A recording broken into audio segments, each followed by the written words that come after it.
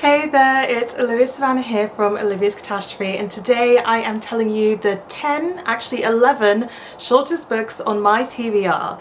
I'm telling you this because I am planning to kick off my reading year in 2025 in accordance with my Catastrophe TBR challenge of reading some of the shortest books on my TBR in January.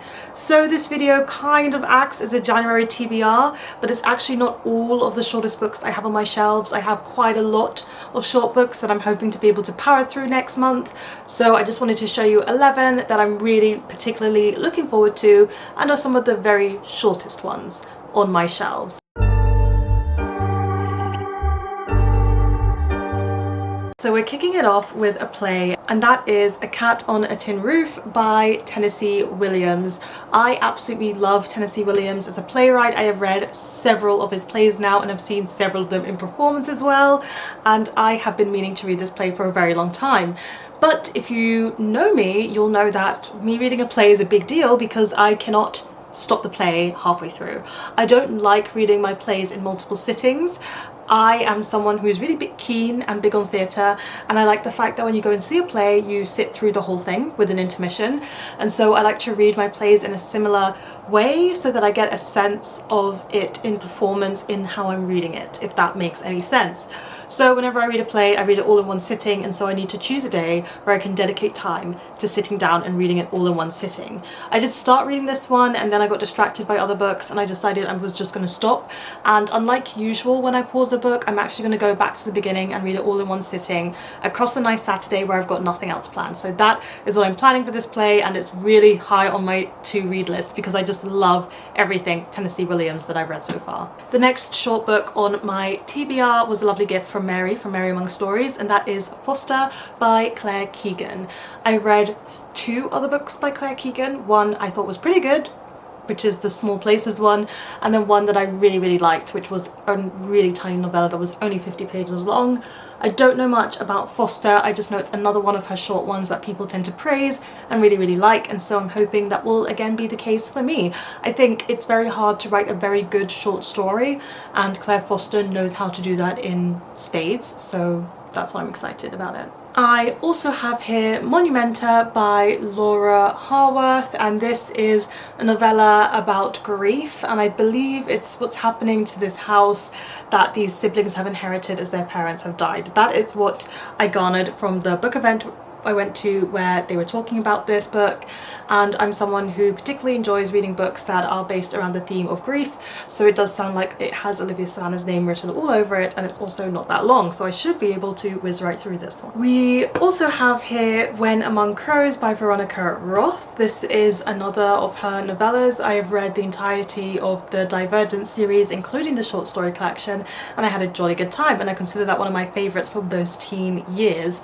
And so I'm looking forward to getting back into Veronica Roth's writing because she does keep writing new stuff, and this one is a Polish mythology inspired fantasy as far as I'm aware, and on the cover it says a curse, a calling and a sacrifice, and I've heard that it's actually a very good solid story. I am someone who likes a fantasy and sci-fi novella. I know some people find that they can always feel too short, but if you do it well I think it can be very effective, and I'm hoping that Veronica Roth knows how to make it very effective. This is another gift from Mary Among Stories. The Prophet by Khalil Gibran, and this is one of these penguin cloth bound mini classics, and I just want to collect all of these. I think they're really beautiful, and I've heard that this one is full of nuggets of wisdom and meditations, and so people are comparing it to The Alchemist, but for people who actually want something that feels a bit more meditative and more in-depth than The Alchemist. Don't get me wrong, I'm actually one of those people who enjoyed The Alchemist. I read it when I was younger and I feel like that was a very good time period for me to read it in, and so I'm ready for the adult version of that now. In a non-fiction sense. This is not fiction. I don't believe it is. I have a little classic that I picked up from the secondhand shop, and that is Night Walks by Charles Dickens, and this is non-fiction that Charles wrote on his thoughts and his feelings as he was taking walks at night because he had insomnia.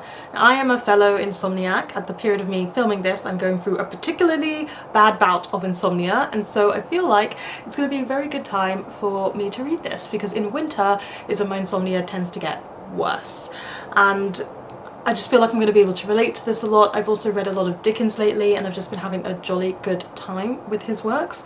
So I'm curious to read some of his non-fiction. I've only read about his fiction. Up next we have a book that Charlie from Charlie Book Reads sent me in a book swap, and that is Miss Ice Cream Sandwich by Mieko Kawakami. This is a very short little translated novella and it's about someone who's called Miss Ice Cream Sandwich. She's quite ice cold and it's from the perspective of a man who is interested in her and is trying to form that relation with someone who's just not really emotionally available.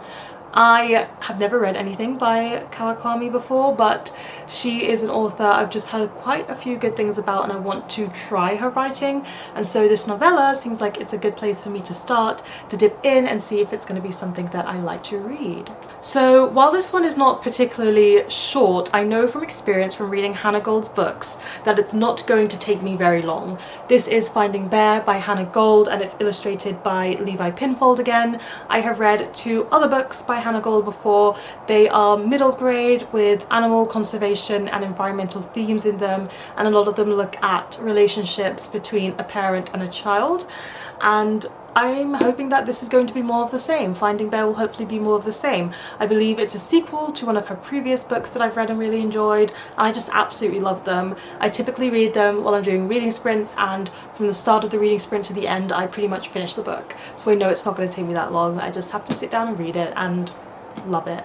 Then we have a novella I'm not that particularly sure about anymore, and that is Paradise Rot by Jenny Hval. Now this is a translated fiction novella and I've just heard very mixed things about it. Particularly I picked this up from someone's unhaul because a friend of mine on Instagram really loved this novella, and she was talking about how dark it was and how horrifying and how haunting. But then I've seen people like Chanel from Chanel Chapters talking about how much urine is mentioned in this and how that's just kind of a bit disgusting and disturbing, and it just keeps coming up and kind of infiltrating the rest of the narrative. So I don't really know what I'm going to think about this, but I'm willing to give it a shot. Even though this book is short, I'm not going to not let myself DNF it if I'm not enjoying it. So we'll see how this one goes, but I do want to give it a go before I decide whether or not it's going to be for me. Surprisingly, we do have a poetry collection in this list, and that's because I only recently got it and I'm going home for Christmas, so I'm not going to be able to read it ahead of 2025. But usually my poetry collections come in to my TBR and they come right off it because I love poetry, especially when it's written by Raymond Antrobus, who is one of my top 3 favourite poets. I've talked about Raymond Antrobus a lot here on this channel. He is a Black British, Jamaican British, deaf poet, and a lot of his poetry is around those things, around disability, around blackness, around culture, and around fatherhood. And this is his latest poetry collection called Signs of Music. Once I've read this one, I will have read all of his published poetry collections, so I'm very excited to kind of read the latest and hopefully the greatest. And yes, I know I'm going to have a good time with this, and it's not going to take me long because I will just want to savor each and every single one of these poems. And then last but not least, we have a adult all-age picture book, but a bit thicker than a picture book. I don't actually know how to classify this, and that is The Forest of a Thousand Eyes by Frances Hardinge, and it's illustrated by Emily Gravett. And so as soon as I saw that they were doing another one of those collaboration illustrated works together, I decided to pick it up. I know absolutely nothing about it. I just know that as Frances Hardinge likes to write, it's going to be kind of a dark fairy tale that is still suitable for younger audiences, and Emily Gravett's illustrations are going to be gorgeous, and it's probably going to tackle a particular theme but in a like metaphorical fairy tale way. So I am going to read this and I will let you know what I think about it. It's definitely not going to take me long. I believe the other one I read just took me a couple of hours because I was looking at the artwork. I can see that all of the artwork in this is like black and green and grey, so there's a colour palette. I am very excited. And there you have it. Those are 11 short books on my TBR across a range of genres and formats that I'm very excited and interested in reading in 2025. If you are joining me in my Catastrophe TBR 2025 challenge, please let me know what short books you are planning on reading in January. I'd love to hear about it, and I'll see you on the other side with hopefully a vlog of me reading some of these books. Please give this video a thumbs up if you enjoyed it, hit that subscribe button if you want to see more, and don't forget to hit that notification bell to be updated every time I have a new video. And you know what they say, onwards and upwards.